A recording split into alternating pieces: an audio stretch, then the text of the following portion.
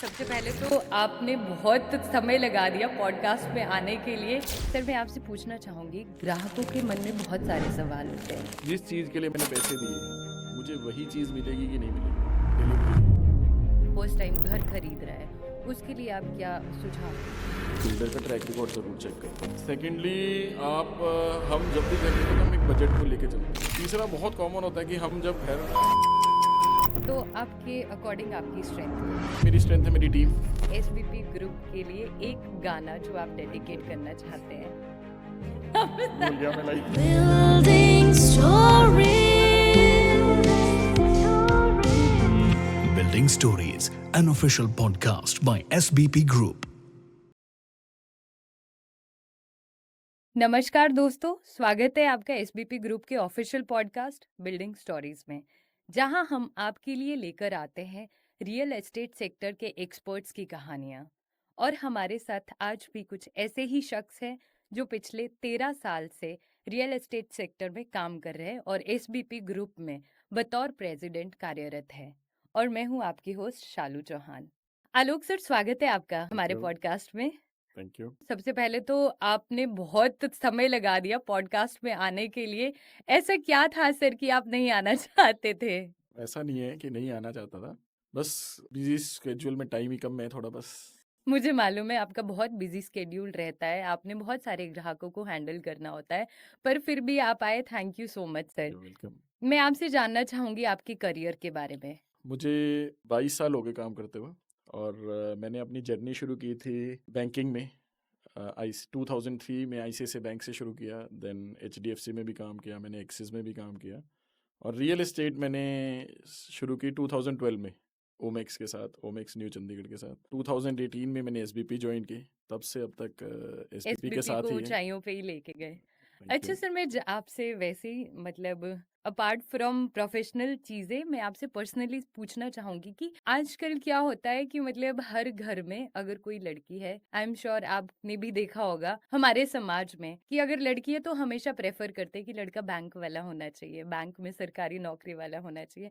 आपने बैंक छोड़ के मतलब एकदम से स्विच कर लिया रियल एस्टेट में, इसके पीछे क्या रीजन था? ऐसा नहीं है, सिर्फ इंडस्ट्री मैंने चेंज किया है, अपना प्रोफाइल चेंज नहीं किया। अगर आप देखोगे तो मैं बैंकिंग में भी कस्टमर रिलेशंस में ही था और रियल एस्टेट में भी कस्टमर रिलेशंस में ही हूँ, तो काम वही है, सिर्फ एक इंडस्ट्री चेंज है। अगर मैं बात करूँ तो रियल एस्टेट में बहुत लर्निंग है डे बाई डे। इतना रियल एस्टेट सेक्टर इतना वास्ट है जहाँ आपके पास बहुत अपॉर्चुनिटीज है एक्सप्लोर करने के लिए। बैंकिंग एक सेट पैटर्न पे चलता है। I wanted to explore many things, so I joined real estate. You joined SBP group. Yes. Sir मैं आपसे पूछना चाहूंगी, ग्राहकों के मन में बहुत सारे सवाल होते हैं। अगर सपोज करो किसी कस्टमर ने अपनी पेमेंट कर दी है तो उसके बाद भी उसके दिमाग में बहुत सारी चिंताएं होती है, तो वो सबसे बड़ी चिंता क्या होती सबसे बड़ी चिंता क्लाइंट के मन में मेरे मुताबिक यही होती है कि जिस चीज़ के लिए मैंने पैसे दिए मुझे वही चीज़ मिलेगी कि नहीं मिलेगी डिलीवरी। अगर आप पैसे दे रहे हो और आपको वो चीज़ ना मिले तो वो आपके लिए कंसर्न होता है और वो लोग डरते हैं थोड़ा। बट एसबीपी एक ट्रस्ट है, एसबीपी ने इज़ नोन फॉर डिलीवरी। अपने इतने प्रोजेक्ट्स ट्राई सिटी में मैक्सिमम हाउसेज डिलीवर किए हैं, तो लोग जब भी कोई प्रॉपर्टी बाय करते हैं तो मार्केट रिसर्च करने के बाद बाय करते हैं। और रिसर्च में अगर आप देखोगे तो we are the number 1 housing company in Punjab. तो वो ही हमारा एक जो डिलीवरी ही हमारा एक ट्रस्ट है, जो कस्टमर का फेथ, जो कस्टमर को इतना विश्वास देता है कि वो हमारे में इन्वेस्ट करे, हमारे साथ जुड़े, और जुड़ने के बाद जब हम उसको हैंड ओवर दे देते हैं तो वो उसका विश्वास उतना ही और बुलंद हो जाता है। है? सर कई बार क्या होता है कि किसी भी रीजन से कई प्रोजेक्ट डिले हो जाते हैं, तो उन सिचुएशन में आप ग्राहकों को कैसे संभालते हैं? देखो, बिल्डर कभी भी इंटेंशनली कोई भी बिल्डर डिले नहीं करना चाहता project. There are certain factors which are beyond the control of the builder, जिस कारण वो डिले हो जाता है। और ये बात खाली हम नहीं, एज अ बिल्डर क्लाइंट भी ये बात समझता है कि कई चीज़ों में अगर आप अपना घर भी बनाते हो तो अपना घर बनाते हुए भी बहुत फैक्टर्स होते हैं जिनके कारण वो घर बनते बनते बनते डिले हो जाता है। आप जो बजट लेके चलते हो बजट से डिफरेंशिएट हो जाता है, उससे बढ़ जाता है। तो ऐसा ही कंसर्न बिल्डर के साथ भी है। बिल्डर भी हमेशा चाहेगा टाइमली वो उसको कंप्लीट करें, और थोड़ा बहुत जो ऊपर नीचे अगर होता भी है 4-5 मंथ 6 मंथ्स का, तो वो उतना कवरेबल हो जाता है। हमारा अब प्राइम फोकस एज एसबीपी, फिर टॉक ऑफ एसबीपी, तो एसबीपी में सबसे प्राइम फोकस यही है कि हम उसको प्रोजेक्ट्स को टाइमली ही डिलीवर कर सकें। इसीलिए हम कंस्ट्रक्शन के जितने नए मेथड्स हैं उनको एक्सप्लोर करते हैं, जिससे फास्ट कंस्ट्रक्शन हो। जिससे फास्ट कंस्ट्रक्शन और क्वालिटी कंस्ट्रक्शन। पर at the end of the day जब क्लाइंट को उसका जो आपने कमिटेड किया होता है उससे अच्छा मिल जाए तो क्लाइंट उस पर सेटिस्फाई हो जाता है। वो भूल डिले को वो फिर भी एडजस्ट कर लेता है उस टाइम पे। सर वैसे तो हर इंसान अगर कोई घर खरीद रहा है तो सारी चीज़ें एक्सप्लोर करता है। फिर भी आप क्या कहना चाहेंगे जो फर्स्ट बायर है, फर्स्ट टाइम घर खरीद रहा है, उसके लिए आप क्या सुझाव देंगे? सबसे पहले जब आप घर खरीद रहे हैं तो बहुत इंपॉर्टेंट है कि आप बिल्डर का ट्रैक रिकॉर्ड ज़रूर चेक करें कि बिल्डर कितना साउंड बिल्डर है, उसके ट्रैक रिकॉर्ड मतलब उसकी डिलीवरीज कितनी है, उसने प्रोजेक्ट्स कितने नंबर ऑफ प्रोजेक्ट्स डिलीवर किए हैं, उसके एग्जिस्टिंग प्रोजेक्ट्स को विजिट करके आए, चेक करके आए कि उसके प्रोजेक्ट्स में अगर डिलीवरी है तो क्या क्लाइंट सेटिस्फेक्शन क्या है। सेकेंडली आप हम जब भी घर खरीदते हैं तो हम एक बजट को लेके चलते हैं और मेरी मन में कुछ चीज़ें होती है कि जी अगर मैं सोच रहा हूँ मुझे ये फैसिलिटीज़ उस घर में चाहिए या उस प्रोजेक्ट में ये फैसिलिटीज़ हो, तो आप उसको ध्यान में रख के विजिट करके प्रॉपर चेक करके देखें। तीसरा बहुत कॉमन होता है कि हम जब घर ले लेते हैं तब उसके बाद हमें मान लो बच्चा मेरा जब कल स्कूल पढ़ने जाए तो मैंने अगर ये टाइमली एक्सप्लोर नहीं किया कि वो स्कूल कितने डिस्टेंस पे है, तो अगर वो डिस्टेंस और फैसिलिटीज़ और फ्यूचर को थोड़ा ध्यान में रख के आप करें कि हॉस्पिटल्स घर से कितनी दूर है, आपका स्कूल्स कितनी दूर है, मार्केट कितनी दूर है, तो अगर इन चीज़ों को ध्यान में रख के आप करोगे तो आपको कभी भी कोई प्रॉब्लम नहीं आएगी। सर अभी मार्केट में रियल एस्टेट में मतलब बहुत ज़्यादा ट्रेंड बदलते रहते हैं। कभी हाई राइज, लो राइज, घर का, प्लॉट्स का। अभी मेरे को आपसे पूछना है लो राइज और हाई राइज में आप क्या प्रेफरेंस देते हैं? आज की डेट में मैक्सिमम तो हाई राइज ही चल रहा है। अगर आप बात करेंगे तो मैक्सिमम हाई राइज, क्योंकि स्टिल्ट पार्किंग के साथ होता है और फैसिलिटीज़ लिफ्ट्स एंड ऑल, तो हाई राइज है। पर बहुत लोग जैसे मैक्सिमम अगर मैं बात करूँ सीनियर सिटीजन हैं तो सीनियर सिटीजन हमेशा लो राइज में प्रेफर करते हैं, इतनी पौड़ियाँ नहीं चढ़ते, लोग लिफ्ट में जाने से डरते हैं तो वो लो राइज में देखते हैं। पर हाई राइज में मेरे मुताबिक हाई राइज ज़्यादा बेनिफिशियल है, क्योंकि एक तो air and noise pollution high rise में बहुत कम, मतलब व्यू बहुत अच्छा मिलता है, आपको पूरा सिटी का व्यू मिल जाएगा और फैसिलिटीज़ तो सारी हैं ही हैं, आपको जाने के लिए लिफ्ट्स हैं और बाकी भी, मतलब एक फ्लोर पे भी आपके 4 to 5 नेबर्स हैं। I prefer high rise more than the low rise. आप ऐसी कौन सी 3 गलतियाँ मानते हैं घर खरीदने से पहले इंसान करता है? मैं ये नहीं कहूँगा कि इंसान गलती करके घर खरीदता है, क्योंकि गलतियाँ कभी भी नहीं करता, मार्केट रिसर्च प्रॉपर करके घर खरीदता है, तो वो गलती नहीं होगी। बट हाँ, कुछ फैक्टर्स जैसे मैंने पहले आपको बताया कि जिनको ध्यान में रख के अगर खरीदा जाए घर, बिल्कुल। तो शायद आपको कभी ये ना लगे कि मैं कहीं पे लैक आउट हो गया। तो वो इम्पोर्टेंट है कि फ्यूचर को थोड़ा ध्यान में रख के करो, बजट को थोड़ा ध्यान में रख के करो। बहुत कॉमन हो जाता है कि लोग प्रेफर करते हैं, प्रॉपर्टी मैंने जब बिगनिंग में डिसाइड किया तो मैं 50 लाख से बजट से शुरू हुआ, पर करते करते करते वो 70-80 पे आ गया। तो 50 का 60 ओके है, बट 50 का 70-80 में जाना थोड़ा वो है कि किसी के बहकावे में आके मत खरीदें। आप अपनी प्रॉपर रिसर्च करें, अपने बजट के अकॉर्डिंग, जो चीज़ें आपकी रिक्वायरमेंट्स के अकॉर्डिंग खरीदेंगे। सर आप बहुत पुराना रियल एस्टेट सेक्टर में काम कर रहे हैं, 13 साल बहुत ज़्यादा होते हैं।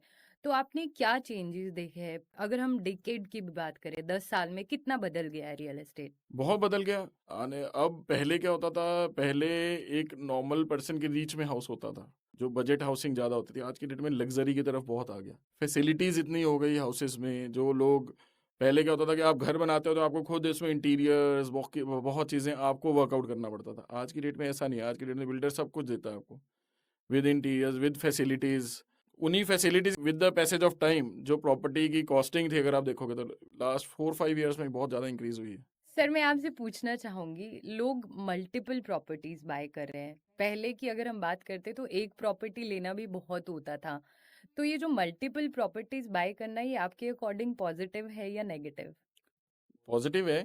पहले टाइम होते थे जब लोग सिंगल प्रॉपर्टीज नीड के अकॉर्डिंग बाय करते थे। आज की डेट में नीड के साथ इन्वेस्टर मार्केट हो गई है। पहले एक टाइम होता जब गोल्ड इन्वेस्टमेंट के लिए आपके पास ऑप्शंस होते थे, एफडीआर्स, गोल्ड, आप उसमें ज़्यादा जाते थे। पर अब एक रियल एस्टेट इन्वेस्टमेंट के पॉइंट ऑफ व्यू से बहुत अच्छी ऑप्शन है। अगर आप लास्ट 3-4 ईयर्स में देखें तो जो रिटर्न्स रियल एस्टेट में सेक्टर में मिली है वो शायद आपको कहीं भी नहीं है। तो इसीलिए लोग अब प्रेफर करते हैं कि अपना फंड्स जो हैं, जो एक्सेस फंड्स हैं, वो प्रॉपर्टी मार्केट में लगाते हैं। अब बैंक्स में भी, इवन जो बैंक्स में एम्प्लॉयज होते थे पहले, वो सिंगल लोन फैसिलिटी होती थी उनको कि एक प्रॉपर्टी के लिए लोन हो सकता था बैंक एम्प्लॉय को। अब बैंक्स ने भी मल्टीपल लोन फैसिलिटीज कर दी। जो फैसिलिटी है तो लोग उसको ऑप्ट करते हैं। इवन गवर्नमेंट ने बहुत अच्छी स्कीम्स निकाली, जैसे आपका PMAY योजना जो निकाली बहुत अच्छी थी। अफोर्डेबल हाउसिंग में बहुत अच्छी स्कीम्स निकाली गवर्नमेंट ने। और आज की डेट में ITR में भी अगर आप देखो तो सिर्फ आपको होम लोन बेनिफिट है सिर्फ। तो लोग प्रेफर करते हैं कि हमें अगर जो चीज़ का बेनिफिट मिल रहा हो तो क्यों ना लें। तो इसीलिए लोग मल्टीपल प्रॉपर्टीज में इन्वेस्ट करते हैं और यही भी एक रीज़न भी है कि रियल एस्टेट में बूम आने का।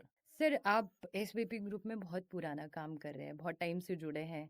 तो आपके अकॉर्डिंग आपकी स्ट्रेंथ क्या है? मेरे अकॉर्डिंग मेरी स्ट्रेंथ है मेरी टीम। आप इंडिविजुअल कैपेसिटी में कुछ नहीं कर सकते। अगर आपको कुछ भी करना है तो आपकी टीम अगर आपके साथ खड़ी है तो वो आप कोई भी लेवल या कोई भी टास्क को अचीव करना मुश्किल नहीं है। तो ये जो है सक्सेस, अगर मेरी सक्सेस है तो वो मेरी टीम के कारण है। अगर आप भी एक कंपनी में काम कर रहे तो आप भी खुद एक सक्सेस हैं कंपनी के लिए, आई थिंक। ये तो कंपनी ज़्यादा बता सकती है।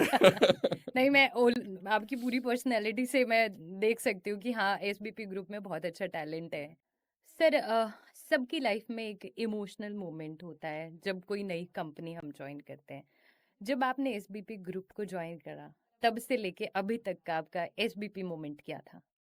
एसपीपी ज्वाइन करना ही एक बहुत अच्छा मोमेंट था। जितना मैंने सुना था उसके मुताबिक जब आप ज्वाइन करते हो आपको एक बिगिनिंग इनिशियल स्टेज पे थोड़ा सा मन में कहीं ना कहीं डर होता है कि मैं जा रहा हूँ, क्या होगा, क्या है, कैसा है, क्या नहीं। बट एक एसबीपी के सबसे बड़ा प्लस पॉइंट ये था कि उनका वर्क कल्चर ऐसा है कि जिसमें आपको अडेप्ट होने में टाइम नहीं लगता। वो आपको इतना कंफर्ट जोन देते हैं कि आप अपने आप को एक्सप्रेस कर सको, आपको सुनते हैं, उसके अकॉर्डिंग आपको अपॉर्चुनिटी देते हैं कि आप अपना डिसीजंस ले सको and they support your decisions. तो अगर कुछ मैं बोलूँ तो मुझे क्योंकि डर या कोई ऐसा चीज़ था तो शायद अगर इनिशियली भी 5% भी हो तो वो फर्स्ट फ्यू डेज में ही ख़त्म हो गया। Thanks to the work culture, thanks to the bosses who gave me the opportunity to work and deliver. यहाँ के जो एमडी सर हैं, उनके विजन के बारे में आपका क्या ख्याल है? अमन सर का विजन बहुत ब्रॉड है। वो एक लिमिटेशन तक आप उसको रिस्ट्रिक्ट नहीं कर सकते। वो उस वर्किंग पे, जैसे अगर मैं बात करूँ सिर्फ कंस्ट्रक्शन की बात करूँ तो कंस्ट्रक्शन में एसबीपी सबसे नंबर 1 थी जो माई वन कंस्ट्रक्शन पे वर्कआउट करने में। और उसके सिवा और भी बहुत प्रोजेक्ट्स में, अगर हम एफ टावर्स में बात करें लुधियाना में, तो जो टेक्नोलॉजी अमन सर लेके आए वो मार्केट में भी है ही नहीं। जी, उस पे बहुत। वर्कआउट करना, उसके बारे में सोचना, नई नई चीज़ों को एक्सप्लोर करना, तो वो अमन सर के साथ रह के कर सकते हो आप। दूसरा स्पीड, अमन सर स्पीड पे चलना पसंद करते हैं और वो स्पीड पे तभी चल पाते हैं क्योंकि उनका जो विजन है वो क्लैरिटी पूरी टीम में रहती है कि हम क्या करना चाहते हैं, कब करना चाहते हैं और कैसे करना चाहते हैं। जब हमें ये पता होता है तो हमें उसमें किसी चीज़ पे भी कभी भी उनकी स्पीड को मैच करने के लिए, दौड़ने के लिए माइंडसेट होना बहुत ज़रूरी है। वो माइंडसेट पे कंपनी प्रिपेयर रहती है, फिर वो हर एम्प्लॉय प्रिपेयर रहता है। दूसरा एक टच, जो उनका टच है एम्प्लॉयज़ के साथ, लोअर से हायर लेवल तक का एम्प्लॉय। मतलब एसबीपी में कभी भी ऐसा नहीं है कि आप एक अगर बहुत लोअर लेवल पे हो तो आप जाके सर से बात नहीं कर सकते या सर नहीं सुनते। ये एक ऐसी ऑर्गेनाइजेशन है जहाँ लोअर से हायर लेवल तक कोई भी पर्सन कभी भी सर तक पहुँचना चाहे, बात करना चाहे, अमन सर उसको सुनते हैं और उसका रेजोल्यूशन देते हैं उसको। That's why we say it's a preferred organisation to work in. We love to work in SBP. Sir, एक last but not the least मैं आपसे पूछना चाहूंगी कि अगर आपको एसबीपी ग्रुप को एक गाने में डिफाइन करना हो तो वो सॉन्ग क्या आप? हम साथ चलेंगे तो जीतेंगे। अरे वाह, मतलब आप अच्छे गायक भी हैं। नहीं, सॉरी, आई एम नॉट। दोस्तों, ये थे हमारे साथ आज के पॉडकास्ट में मिस्टर आलोक कपूर जी, जिनकी कहानी आपको बहुत पसंद आई होगी और आई एम श्योर आपको मोटिवेशन भी मिली होगी। आलोक सर, आपका बहुत बहुत धन्यवाद, आप हमारे पॉडकास्ट में आए।